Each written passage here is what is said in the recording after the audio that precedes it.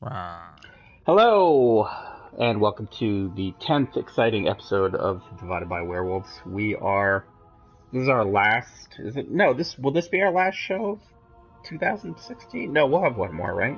One more. Yeah, one One more. more. So we are in Destiny, we are in orbit because yesterday, the 13th, for those of you who may not be watching this live, was the dawning, I guess is the name of their Christmas, Hanukkah, Ramadan, whatever, Kwanzaa holiday extravaganza. Also, the same day as the holiday event in Overwatch. Um, Yep. so have you? Speaking of that, real quick, have you done any of that? Like, have you done Yeah. Maze Brawl? How is it? I like Maze Brawl a good bit. It's fun. It's just basically a snowball fight. So you get Mm, one shot in your gun, and once you shoot once, if you miss, then you have to find these. There's these like piles of snow that are glowing, hmm. and you have to go to one of those and hold down the left trigger to reload. Like there's no Right. uh, that's it. So then the thing, and if you survive long enough to get your ult, then you have unlimited snowballs for a few seconds. But Oh, otherwise, okay. it's pretty fun. I enjoyed it. Well, I hope, hopefully Friday night we can get into it. I'd read some kind of mixing. Some people liked it, some people didn't, and I really couldn't get a good feel from just reading about it, um, Eh, how it was. yeah, I don't. It's not something I see myself doing a lot. But for I like it better than Lucio Ball. Hmm. You know, so there's that. Like it's Well, not that's as good because as. you weren't an ace in Lucio Ball like I was. You fucking rip Yeah, shit sure. like a Yeah, yeah. pro. Right. It's not. It's no Junkenstein's Revenge. That's for damn sure. Well, that Junkenstein's Revenge was so far that's the best thing, the best like special thing I think that Yeah, they've done. I mean, they set the bar pretty high with that one. Um, I agree. I agree. Also with the skins because I am somewhat disappointed with the holiday skins. There's only three that I like. the thing that bugged me about that is that, like, once again, Reaper gets a holiday skin, and it's just him being blue. Like, of course, Yeah. it Which seemed to me like, spoiler, that's the one I got. So far, that's the only one I have so far. that's your Overwatch boyfriend. But no shit, I guess. All right, so I have a bunch of places to go, Yeah. from the looks of it. I have not played Destiny since I got Thorn, and I did Iron Yeah. Bounty or Iron Banner to load up on Void kills to get Thorn, and that was basically where it ended for me. I had a bunch of what do you call it? I had a bunch of bounties for the shoot, Archon's Forge, and I knocked those Yeah. out in like one night. I think I had one Hey, how are left, you? and then that was the end of it. All Gotcha. right, so we are not Sparrow just racing's playing. been happening since the first time Sure, a Guardian yeah, said got my that I can license. get to that mountain before you. Um, I'm betting on you. I don't know what gates. Yeah, sure, we'll do tricks, lap time. Why not? So we're not just playing Destiny. Mitch had emailed me and said, "Hey, we're gonna watch these two movies. I'm gonna watch these two movies." And I said, "Well, that sounds like a good idea because I'll watch them too."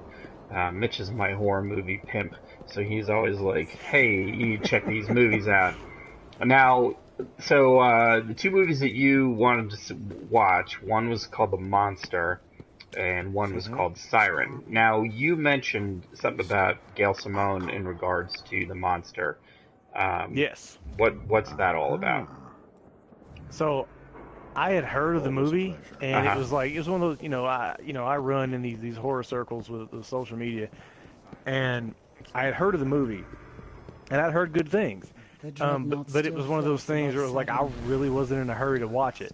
Mm-hmm. And then, you and I both follow Gail Simone on Twitter and, Sure. and are You have to. big fans of hers. Excuse me. Obviously, Absolutely. big fans of I was hers, right? thinking about something else. So she tweeted that she saw the movie and she liked it a pretty good bit. She particularly she mentioned she appreciated the sort of the we'll get into it later, but like the relationship between the mom and the daughter and the how the whole movie played out. She didn't expect to enjoy it, and she ended up liking it quite a bit. Okay. And so that made me like, I need to get on the fucking ball and watch this. Mhm. You know, if she liked it that much, and she's not a big horror person. Which is She likes surprising. I don't know if you some read good Clean stuff. Room, but Clean Room is fucking disturbing at times.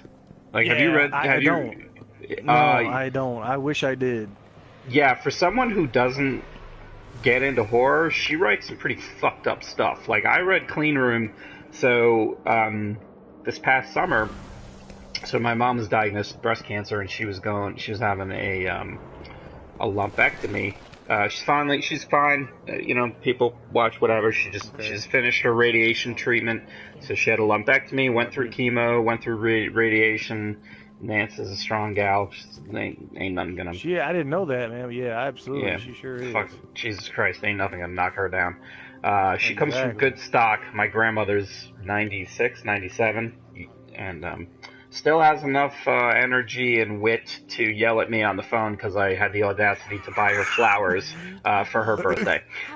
Because apparently I'm destitute and I don't have the money for that. But anyway, so I went to Chicago over the summer because my mom was having the lumpectomy and my sister, kind of had her hands full taking my mom to all her doctor's appointments. And then, so, my mom wanted to be there for the surgery. And then also my sister was like, hey, if you could kind of be with her the day after so that way I could work, that would be great. And I was like, yeah, absolutely.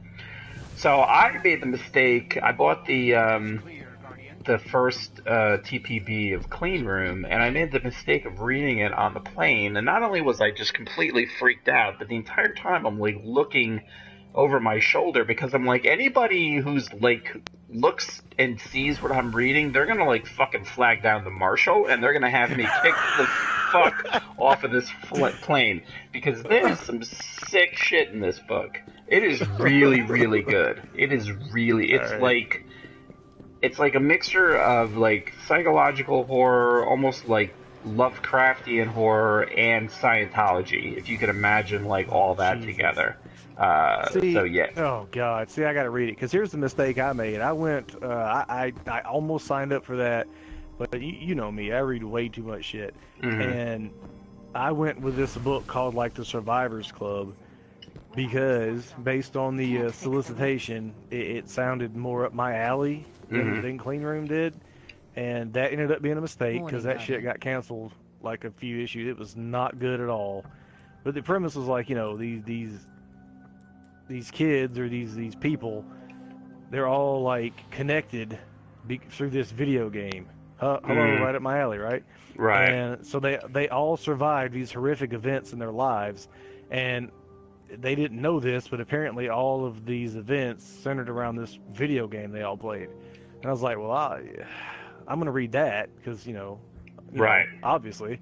And it ended up being a piece of shit. I mean, no disrespect meant to the Grave Team, but I did not get it. I mean, It may have just been me, but it was not an enjoyable read for me.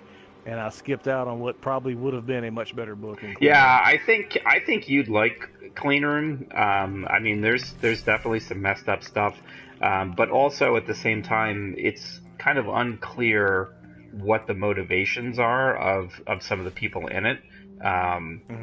So yeah, you should definitely I'm fine check with that out. Not Okay, so before we get into Monster, because that seems like a good place to start. What do you want to do? I have opening gifts. I don't really know how to do that. Oh, in the upper plaza. Oh. Where I'm at. Yeah, they're up here where I'm at. So you have to open these presents up here where I'm standing, and then you take what's her name? Ava? Is it Ava? No, is it Ava? Yeah. So you take her gifts to the Vanguard downstairs, and then you get these two things that I'm not really entirely sure what they're for. Some kind of weird dreg doll and some kind of Fellwinter's souvenir, which you wear on your head like a snow globe, and I'm not sure what the hell it does. Okay. And then we can go race. Then we can go race. Okay. All right. So then we'll do that then. All right. So then, so the Monster is basically it's a movie about a woman who appears to be an alcoholic, I think. Alcoholic, drug addict, some sort of I don't have many gaps in my library, chemical but there are addiction a going few. on there.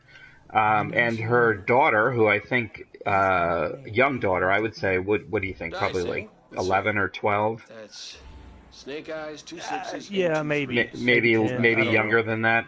Snake Eyes, Who's, 2 6s, I think it would be charitable to say they are estranged. Sure. And Yeah. The mom is driving the daughter to her dad's so she can stay with her dad. And they break down in a rainstorm off this old road in the woods, and they are beset by a monster, and that's the name of the movie is The Monster, because the monster. And it was directed by the guy who directed The Strangers, which is still, to me, one of the scariest movies I've seen. It even has one of the scariest movies of the last 20 years. And even has a cameo by Scott Speedman. I don't know if you recognize him real quick in there. Yeah, absolutely, yeah. So he has a brief as Roy, who is angry with the daughter because she hid the car keys and they can't go get drugs or alcohol or whatever. I mean, he's in it like you blink, and if you get up to go use the bathroom in the movie, you will miss Scott Speedman. Yeah. So the monster attacks and hilarity ensues and yada yada yada. It's a short movie. Both of the movies we're talking about, Siren and the Monster, they're both under 90 minutes. I mean, we're talking like 87, 88 minutes. So they kind of get in, do their thing, and get out. All right, let me start up. Where do we go? We go to Orbit to race. Is that right? Yeah. Okay. Yeah, go to Orbit and then set destination and Sparrow Racing League's down there. Way past the Nightfall down to the left. Okay, so what did you think of The Monster? I liked it.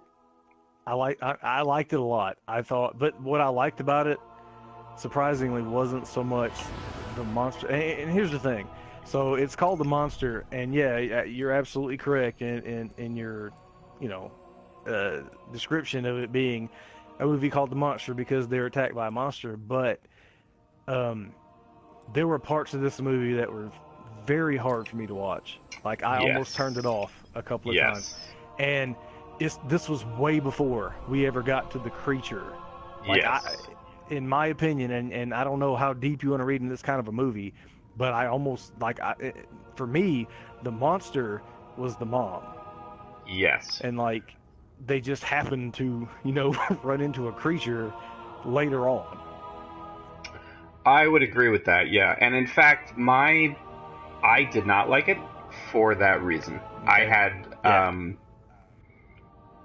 a really, really hard time trying to understand what this movie was doing other than just putting this poor little girl through hell. Absolute hell, yes. And I expect in a horror movie for adults to go through that kind of stuff, and in this type of situation where, I mean, the girl's relationship with her mother was awful. Like, it was awful. And to then have this happen kind of on top of it, I felt like the movie was just kind of piling on this kid. Yes. And I didn't really know for what purpose it was. Like, at the end, they kind of go, oh, they kind of made it seem like she's coming out the other side stronger, but it just made me really uncomfortable. Like, I know some of the scenes that you're talking about with the mother and the daughter that had nothing to do with the monster. And the monster, that's on the poster. But have to do with the mother and the daughter's relationship. And it just made me really, really uncomfortable. And it's supposed to. But at the same time, I don't know, I just didn't feel like kind of the rest of the movie redeemed itself to justify what was going on. Even at the end when they did what they did, I was like, geez, like this poor kid, like my heart like just breaks for this kid. Yeah. And it's like the movie is just relentless. It just beats you over the head like for the entire. It's not that long of a movie, but it felt like to me it went on forever because I was so uneasy and I felt so bad for this kid. Right, and part of the problem that I had with it too is that they do kind of give the mom this like redeeming moment at the end, and so like the scenes that they had with her and her daughter showed her as being extremely selfish.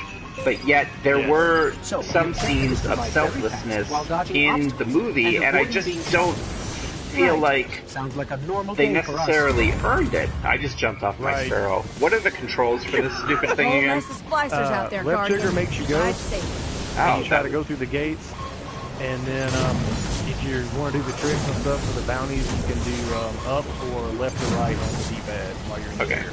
Thank you. You know what doesn't work is X. X, you jump right off and then you die. For those of you watching at home, that's what happens. But yeah, I just feel like, you know, there were times when he would. So they're essentially trapped in this car, and the poor Jesse or whatever his name is, the poor tow truck driver who gets mauled for seemingly an hour and a half. Yes. You know, he shows up and the monster attacks him, and then the ambulance drivers show up and the monster attacks them. But you know, I felt like, you know, at times, I mean, the mom was kind of selfish in the car, like making the little girl go out in the rain when possibly somebody died to go get their phones. You're like, what the fuck? But then they also kind of gave her some redeeming moments that, honestly, I felt like they only did that to kind of set up the little girl feeling like her mom was awesome at the end, as opposed to it being like a genuine thing that the mom would do. So, and I don't know if that's just me being cynical and whatnot, or I don't know. I felt kind of the same way. I'm like, you know, on the one hand, I feel like the movie is sort of like, I don't know what the symbolism here is supposed to be, right? Because like I said, I think the biggest monster in the flick is the mom. Right. And I don't know if the movie is like a testament to this poor child's undying love for their parents, you know, because that's every kid, you know, no matter how, until they get to a certain age, like, your parents are infallible, you know what I mean, in your eyes. And she gave this despicable woman so many opportunities to not be a piece of shit, and she's consistently let down. Right. And, no, you're right. Good Lord, man. I was like, I want to do like adopt this kid. I know, me too, right? I'm like, I'd like to trade in one of my children for this poor girl, right? They'll be fine. They'll be fine. Yeah. I was like, good. She does not deserve a lick of this shit. Yeah. Oh, it was just... But I was rooting for the monster by the end of it. Did you feel, though, that the mom's actions at the end were out of character? Like, I to me, it felt like they were trying to paint it as, because some of the flashbacks, that she kind of recognized how shitty she was being to her daughter. Right. And that's so, exactly, at the end, she was going to be, she was going to be good to her and everything was going to be fine, to make you kind of feel somewhat hopeful. But the thing is, I'm fine with that if she weren't painted as such a despicable human being. like earlier, like, she was fucking. There's no excuse for her. It's so bad. And the thing is, like you said, she's supposed to be an alcoholic. Good Lord. Hit those gates. Yeah. I mean, she's acting like a straight up crackhead. Well, that was the other thing that I actually wanted a little bit more, honestly, is their relationship was so bad. And I mean, there was a scene that I thought they did really well when the mom was sitting on the steps outside her apartment, basically kind of telling herself, go to bed, just go inside and go to bed. And then she ends up drinking. And I thought that was done really well, because at least they were trying to set up this. It wasn't like a kind of cartoon, you know, a lot of times, you know, with it's like, oh, fuck you, you know, whatever. Yes. Go make me a turkey pot pie. You know what I mean? Like, they paint people who are in the throes of addiction or just asshole parents as just asshole parents. Like, they don't really ever show them kind of struggling with the choices they've made, particularly in regards to their kids. And I did like that scene, because it did feel like, you know, there was at some point her understanding what she was doing and not liking herself for it, or at least understanding that her actions were going to end up with bad stuff. Right. I appreciate the fact that they showed at least that she was in the struggle. Right. But I wanted a little bit more kind of backstory between her and her daughter. Like, was this a situation where she got, like, not like I'm looking for excuses for why she would be such a shithead to her kid, don't get me wrong. But, like, did she, like, get pregnant really young? I mean, was she, you know what I mean? Like why was she so bitter towards her daughter? Right. And that's what I didn't understand. I got that. Well, I got that feeling, actually, just based on the obvious. Like, these two actresses they got for these roles, they're not that far apart in age. No, they're not. I mean, the mom is definitely young. Yeah, so you kind of get that. They didn't. I feel like, they didn't tell you that, but that was what I took away from it. But again, look at you with the purple. I don't know. The purple Angrum. It might be an exotic. We'll see. Probably not. But yeah, like, again, like that's where I felt like the meat of the movie was, and then you get to the creature, which I thought, just removing ourselves from how disturbing everything else was, I liked the creature. Yeah, the creature. God, I've been trying to put together, and you probably would do a better job in this than me. Like, the creature reminded me of a monster I've seen in another movie, but for the life of me, I cannot put my finger on what it is. Well, for me, it was Feast. Feast, yes! Yes! Yes! That's it. Right. Yeah, that's it. It looked a lot like the creatures from Feast, and maybe just with how dark it always was when you saw them, you could sort of, maybe, without the glowing teeth, sort of look at the ones from Attack the Block a little bit, but not really. But they were the ones from Feast. Attack the Block. Attack the Block I haven't seen yet. That's on my list. But Feast, that's it. Yeah, you gotta watch Attack the Block, man. John Boyega's in that, right? Finn from Force Awakens. And so I saw. So here's the thing, right? I saw Attack the Block fucking years ago, and it wasn't until after I saw The Force Awakens that I put together that was the guy from Attack the Block. Like, everybody else was sort of the opposite. For me, it was like I loved Attack the Block, and then I did not know that was the same guy until I had already seen The Force Awakens several times, and I finally I was like, holy shit, that's the guy from Attack the Block. The creature design, it was one of those things they did. I think they did the right thing by making it dark and raining. They definitely could kind of limit. There were times where you could absolutely tell that it was a man with I didn't realize a black bed sheet. I didn't realize it had bat wings until 20 minutes. Wait a minute, what the hell did it get wings?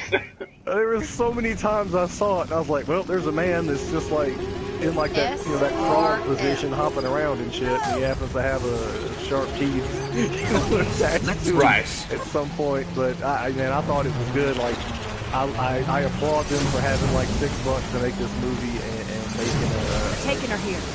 Stay creature safe that out there. I didn't despise. I thought it worked fine on camera.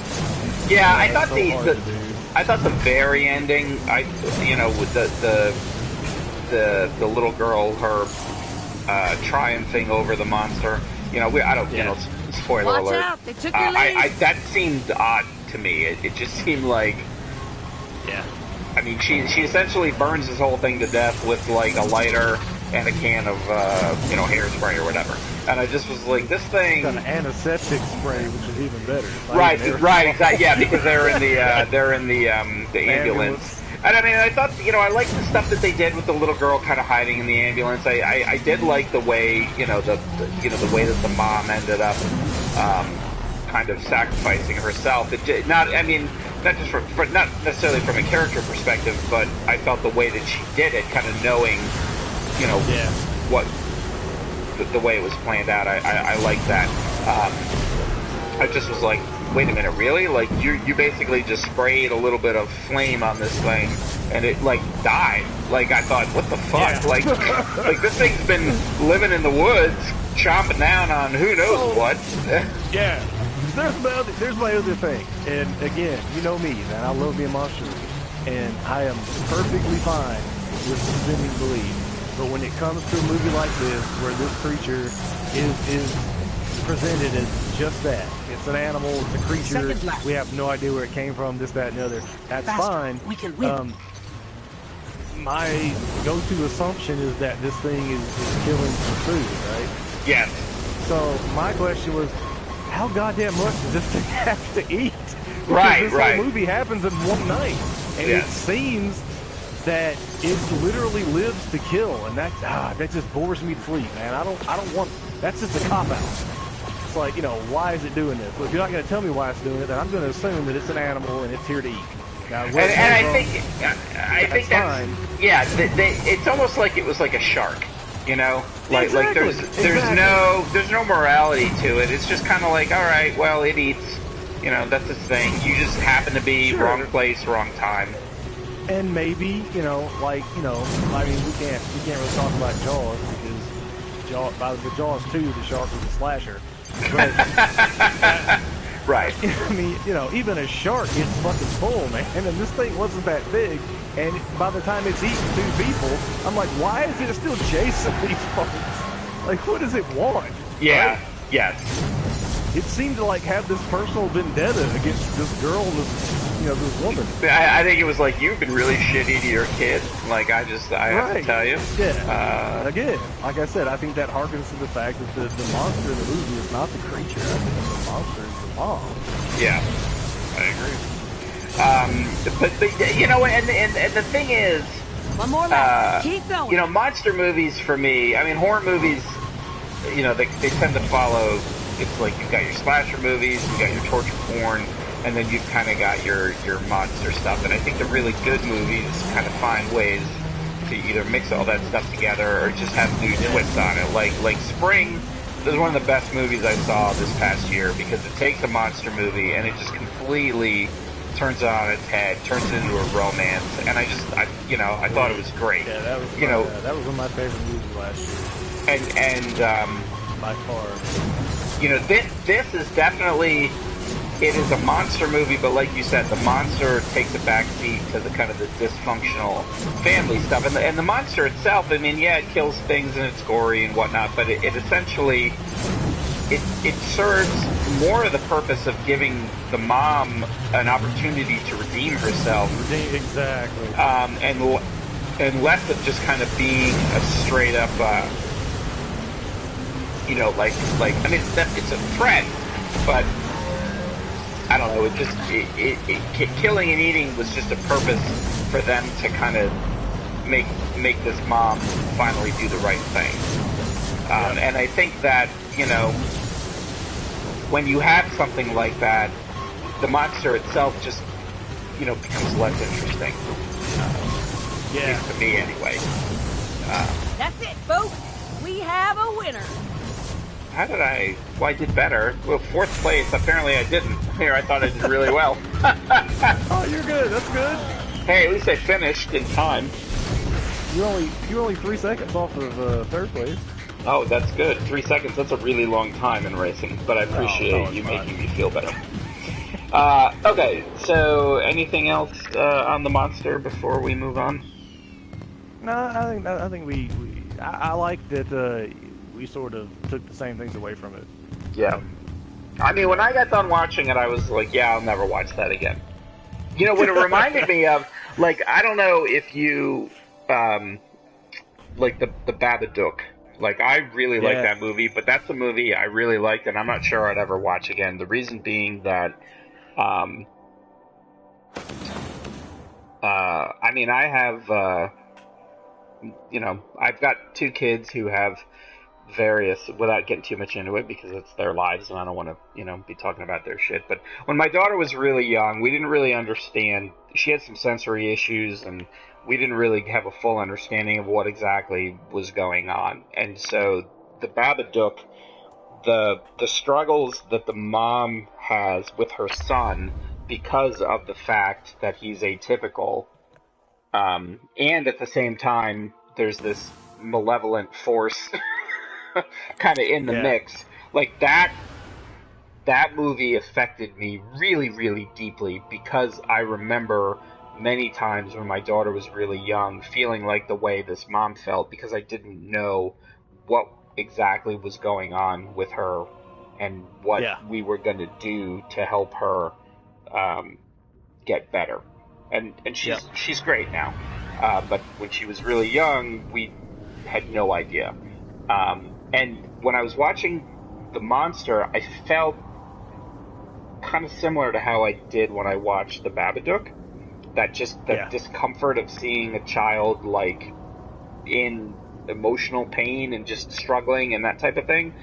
But I felt like The Babadook actually kind of had more of a payoff, and it wasn't necessary. Like, any antagonism between the child and the parent in The Babadook was born out of the frustration of the mom not knowing what was happening with her child. And I've been there, and I know what that feels like, and it's fucking awful. Whereas in The Monster, it was just like, well, you're just a really shitty parent. For whatever, like, I mean, and I'm not saying it, I mean, obviously, she didn't choose to be an addict, and I don't want to paint it that way, but at the same time, you know, I felt the same emotional, like, struggle when watching it, but without the kind of, what's the word? Like, the empathy for the parent that I did when watching The Babadook. So, damn it, I always want to hit right trigger, because in racing games, right trigger makes you go. God damn you, Destiny. This shit makes me question, because I honestly can't remember. Taken on the front. Does left trigger always make the Sparrow go, or is it right trigger? No, it does. Does it? And what's funny is you would think I would just be like, well, yeah, you're Sparrow racing, so however the fuck it goes in normal life is how it goes in the race course. Right. You dumbass. But no, I'm just like, what? How do I make the shiny man go? Okay, so I remember this course from the first time they did there's this. 2 new ones and the 2 old ones are back, but there's more enemies on them.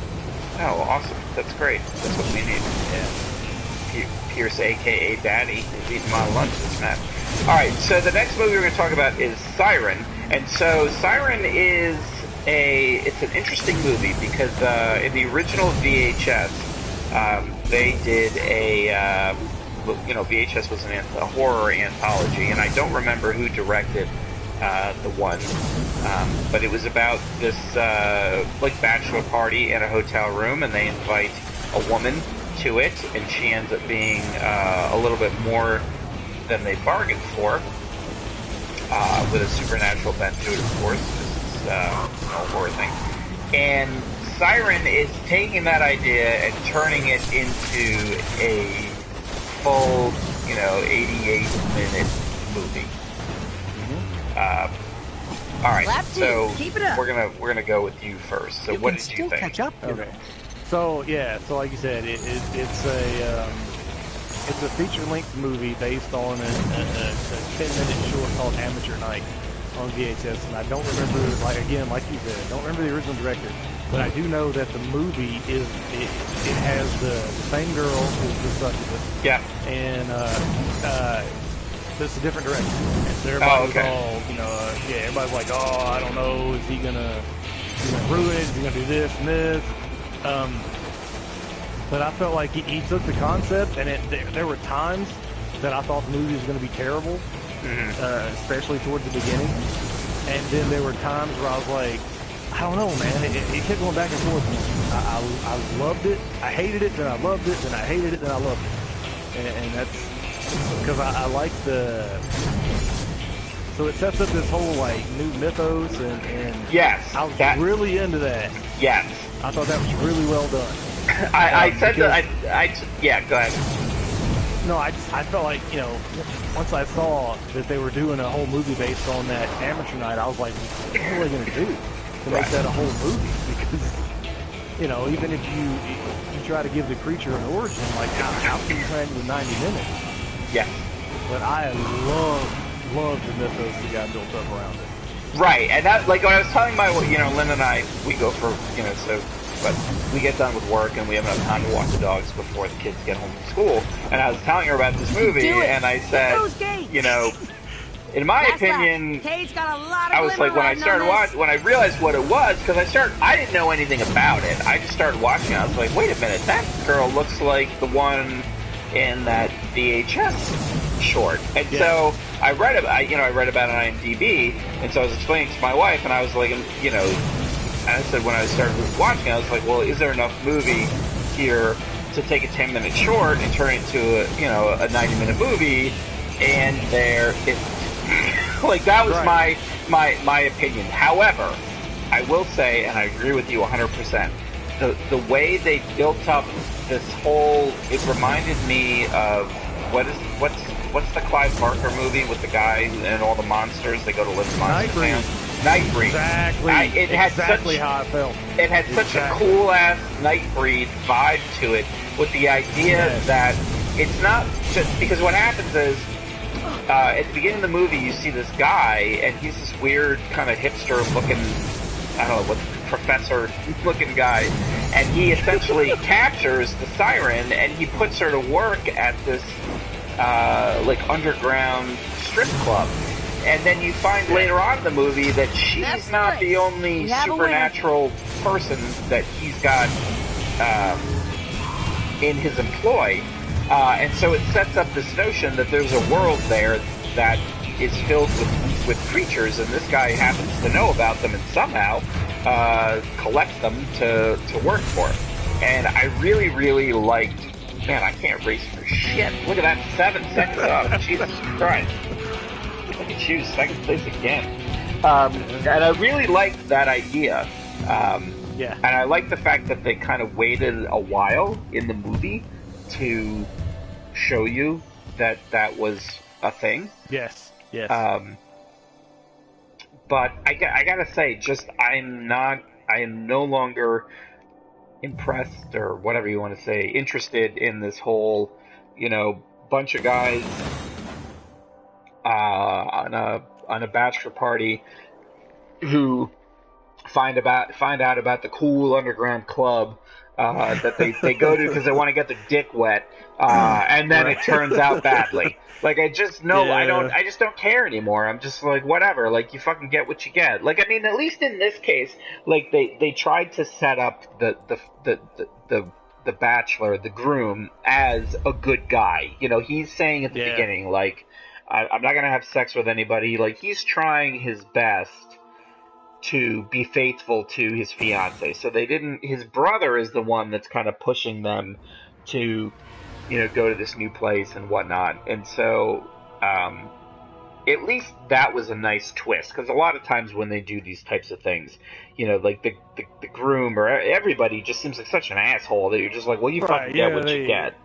They take, on average 4 dude bros and throw them in a car and right. But this movie had so much stuff. Like, for a 90-minute, like, it was so much weird stuff. It had the guy, the succubus, mind control, eating memories. Like this whole. I mean, just all sorts of weird stuff. Here was my whole thing, right? So it felt like somebody took Tales from the Crypt presents Bordello of Blood, and they mixed it with Nightbreed. Yeah. Right, and then they tried to tell a tale with those two things combined in the universe where this amateur night short exists. Right. That's pretty good. Yeah, that is a great way to put it. And I think it worked in some instances, in other instances. Like, this was a movie, like The Monster. This was a movie where I kind of checked. There was like a half an hour left, and I was like, "When is this thing over?" I just felt almost like it was too stuffed. Like, I just was like, "What is?" I didn't. Like, I was pretty entertained for the entirety. I didn't feel like it dragged too much, and I appreciated the fact I wasn't expecting it to have as much of a sense of humor as it had. I don't know why I wasn't expecting to have some humor, but I felt like it had some humor. I didn't like none of the characters really just were like, oh, fuck this guy. I felt bad for the guy.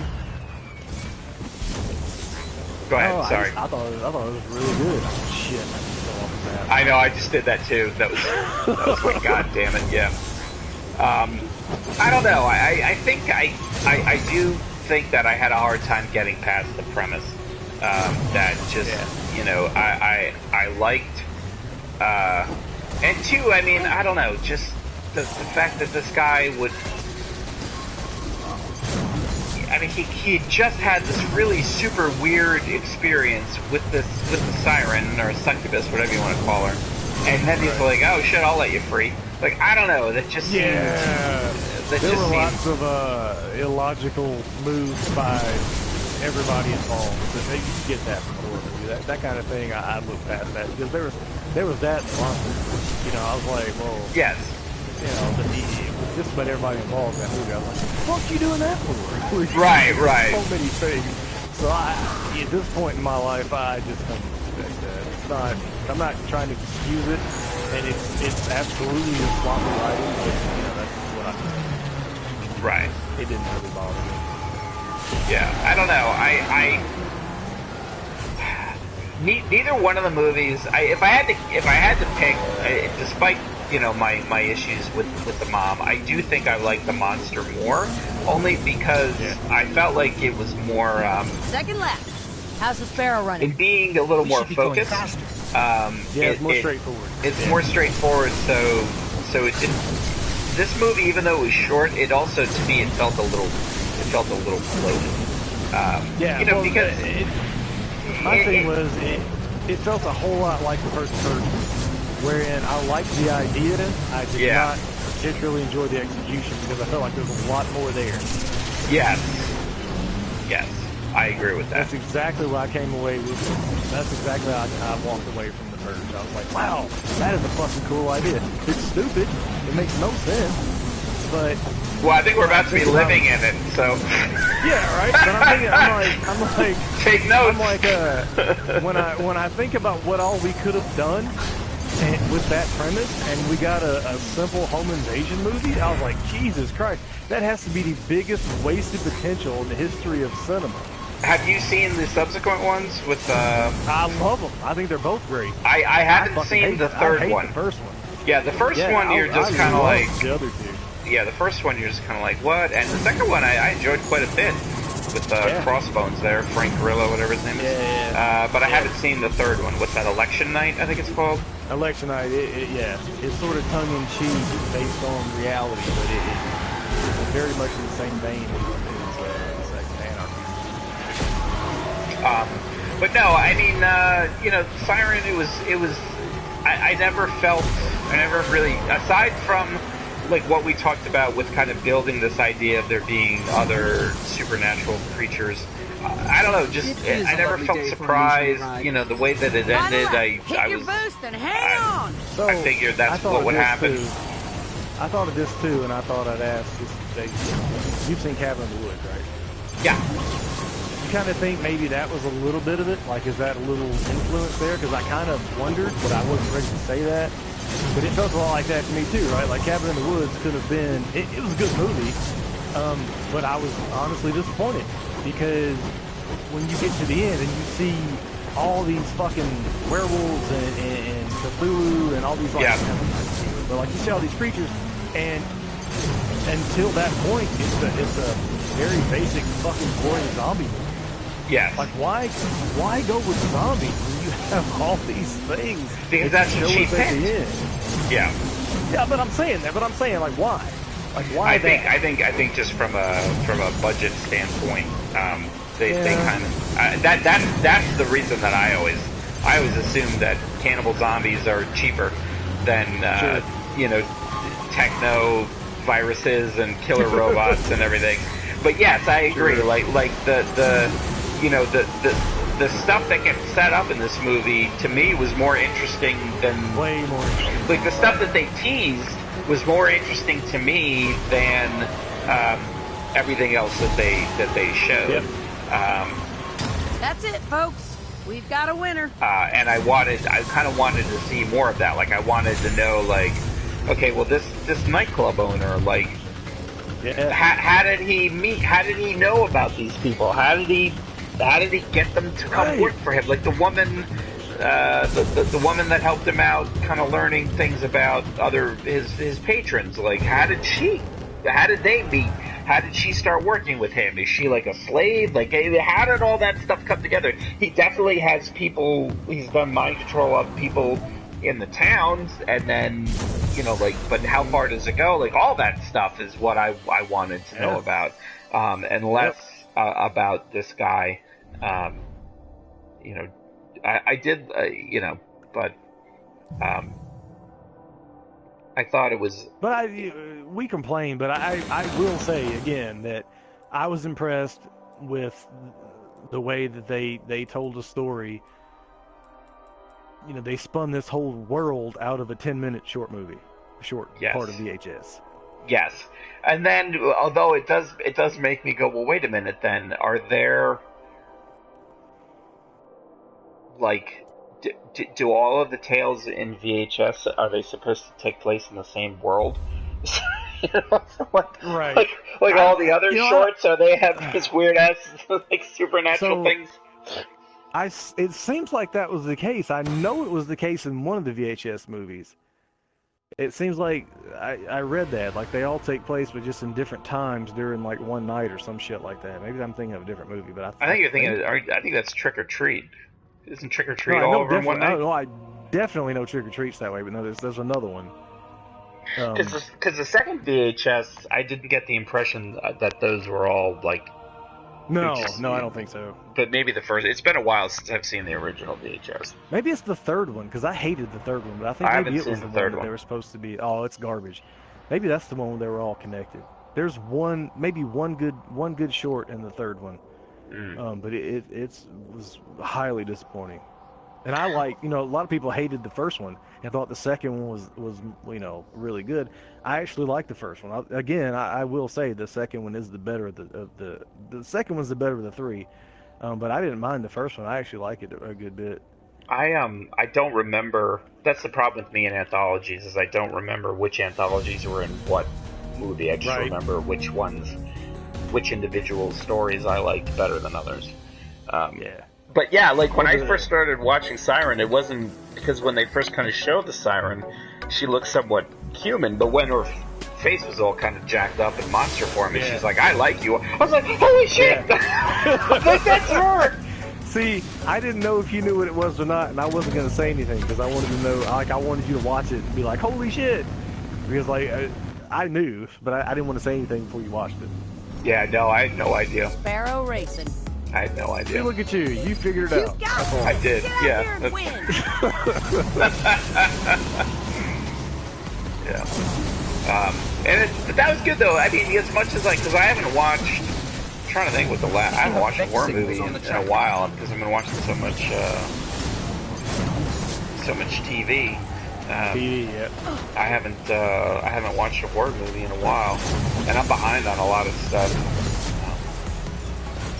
Although I did watch. The thing.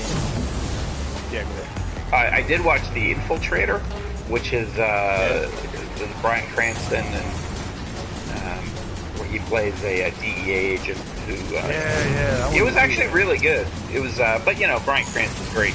The only thing about it is I don't like John Leguizamo. I don't have a reason not to like him. But for some reason, he kind of bugs me, and he's pretty important in this movie. You know what it is? I think it's because he kills Al Pacino in Carlito's Way. Yeah. It's Bobby Blanca, or whatever his name is. Right. And I just never forgave him for that. So. Well, him and Penelope and Miller, they were ready, right? They were going to Cuba or whatever the fuck it was, and then fucking John Leguizamo shoots him in the goddamn subway station, like a little bitch. Yeah. So I never forgave him for that. But anyway, he go didn't ahead. mean to do it. He's like, this is his breakout role, but like he had to do it. Whatever. You could have let him get on the train. He was in The Pest before that. So he was Brian De Palma, or whatever the fuck. Brian De Palma did Carlito's Way, right? I think so. Yeah. Because Brian De Palma tells you to shoot Al Pacino, doesn't mean you gotta shoot Al Pacino, alright? Jesus Christ, man. Show some backbone. But yeah. So what were you gonna say before I mentioned we were talking about TV or something? Oh, just that, this year, like we're getting ready to do the best of. I'm gonna have to do some research, man, because I can't. I'm into that age where I can't remember what year I saw shit in. And I know. Like, just because I saw it in 2016 doesn't mean it came out in 2016. So Right. I'm gonna have to. I got some research to do. I know, me too. Like when I was talking about games and stuff, like I was reading something today about Uncharted 4. I was like, oh shit, Uncharted 4 came out this year. I would not I haven't even played remembered it that. I have not played a all. single second of it. Yeah, that's such a good game. Oh, I love Uncharted. I just haven't played it. Yeah. I am in dead last place. I keep falling off the map and dying. I gotta tell you, the Sparrow racing is not as generous with good drops for shitty players as Crucible is. I almost feel like they want you to actually race well. Oh, fuck, I thought that was in the race. God damn it. I just turned around backwards at the finish line. You're all stunting on folks. I'm not streaming. Jesus You Christ. do it. Hit those gates. I was like, well, that's it. Let me do a 360 here at the end. And she's like, one more lap. Oh, shit.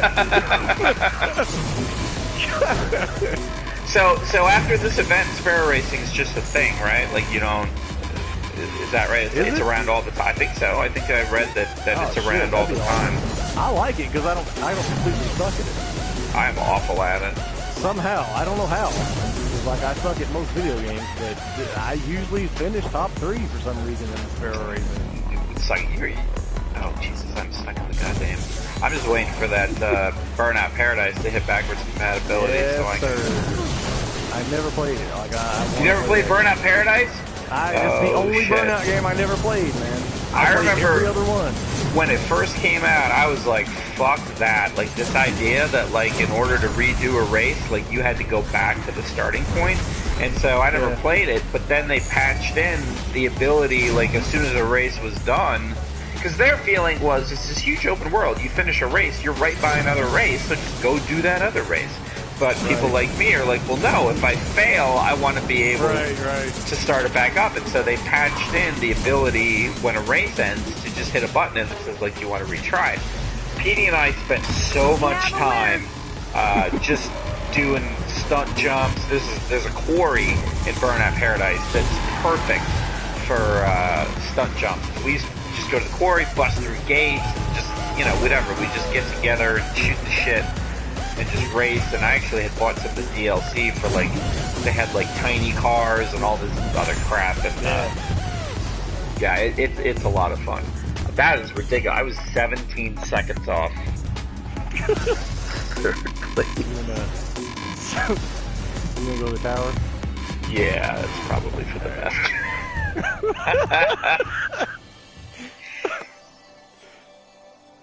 Yeah, that's probably for the best.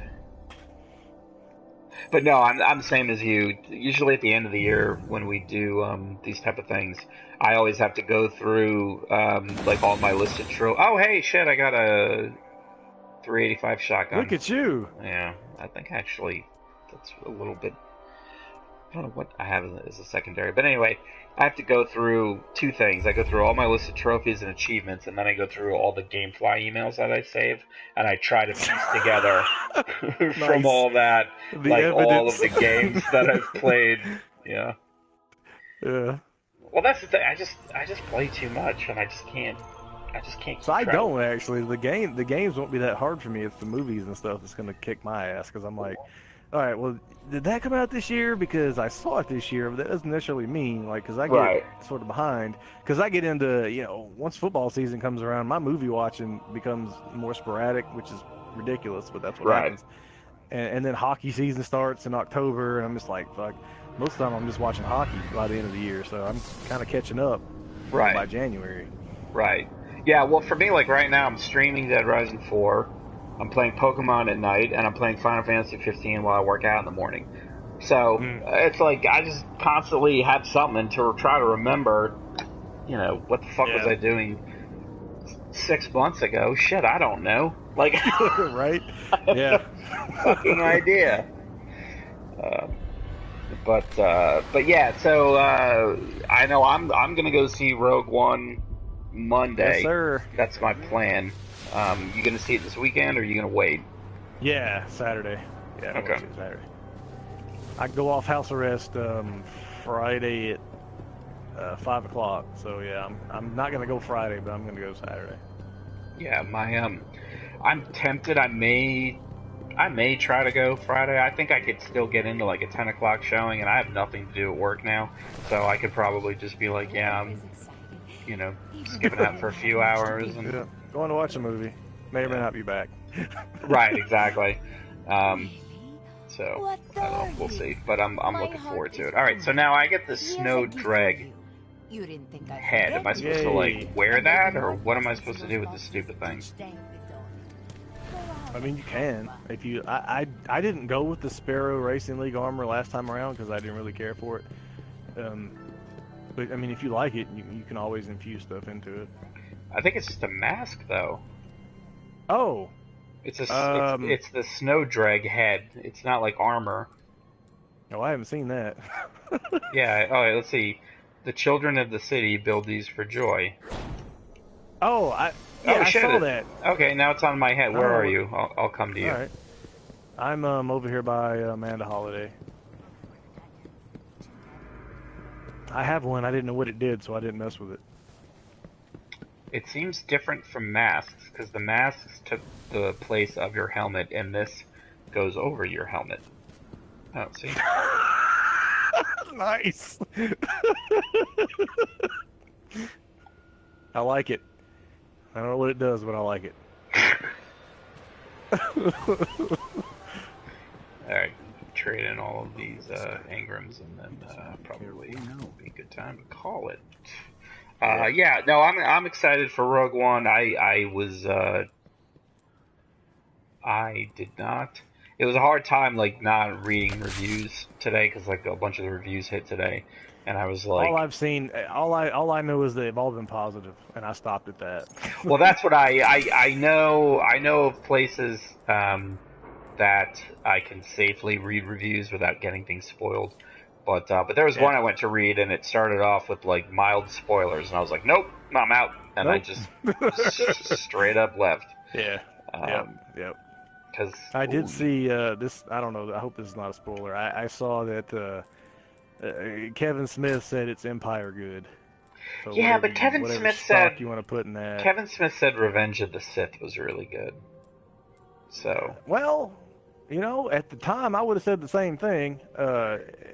I revisited it right before Force Awakens, and I saw how wrong I was for saying that.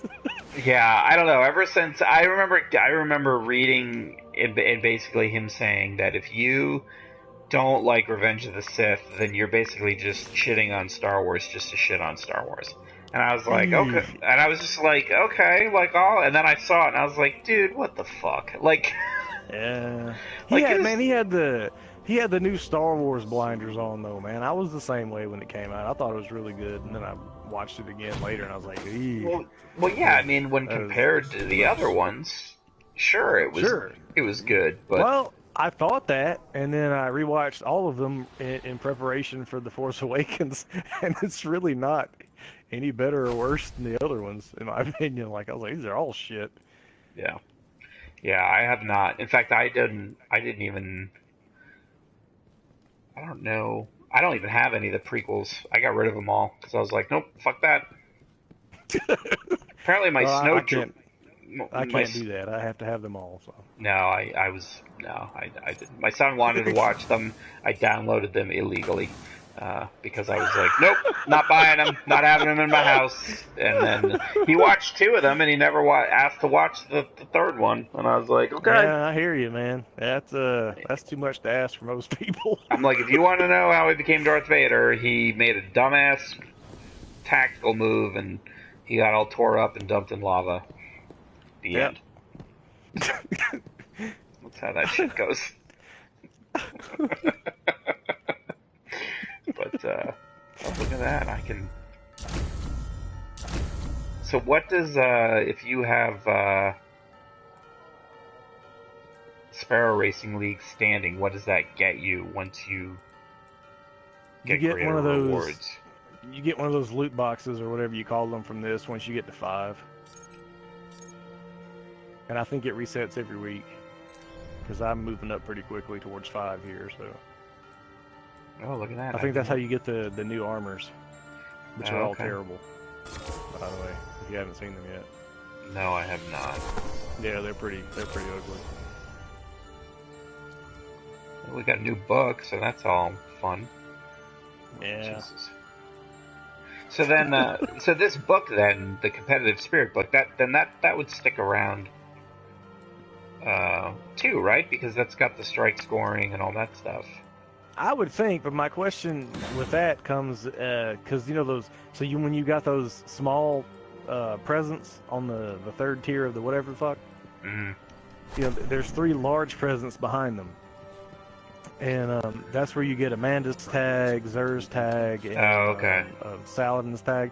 So those, from what I understand, are where you get the quests for the Fire Lord and the Void Lord, whatever the fuck you call them, the Solar and Void versions of Thunder Lord. Those quests apparently come out of there. So I don't know. I don't know if they're going to go away after the event or what's the deal. Like I don't know if you're shit out of luck after that or what. Well, because this competitive spirit book, so far what I'm looking is it's just looks like Sparrow Racing on one page, and then the rest is yeah, that's all it is. Yeah, the strike stuff. The strike stuff. So I hope it sticks around because I want those 2. Because I'm a 3 right now, and I really want those other 2 machine guns because me and my machine guns. Absolutely, gotta have them all. All right, cool.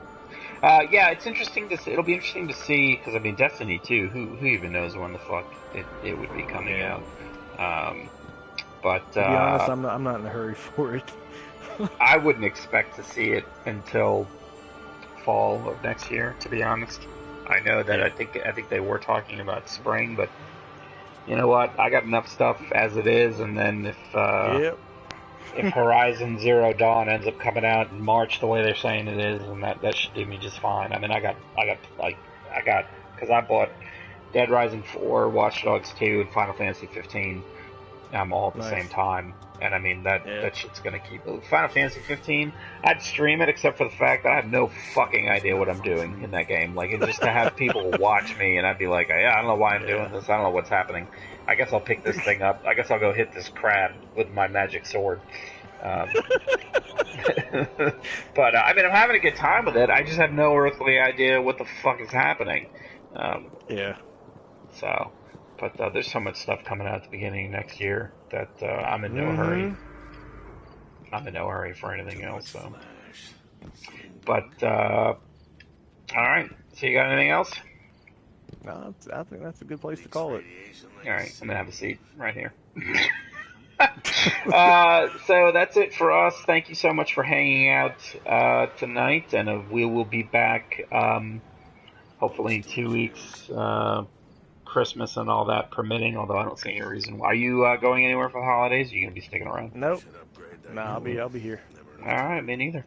So join us for 2 weeks. We'll do an end of the year wrap up and hopefully get into some Rogue One stuff as well. Of course, you can always catch up with anything on the YouTube channel. What do you have coming up next? You got another chapter of Batman coming out soon, or? So I got one more night of Mother Russia Bleeds. I got to knock those last 2 missions out, and then Batman. The last episode came out, or the last part of the game came out yesterday, and I still haven't started 4 yet. So I got I got to burn through those 2. Yeah. Pretty soon here. And then I've still got Dead Rising 4, and then of course Friday night we'll jump into Overwatch. Hopefully we'll be able to do some Amaze Brawl. Yes. So, thank you so much for all of your continued support, checking out the videos on Twitch, YouTube, all that good stuff. We really appreciate everybody hanging around. So for Mitch, Dancing Mitch, and myself, thank you, good night, and we will see you next time.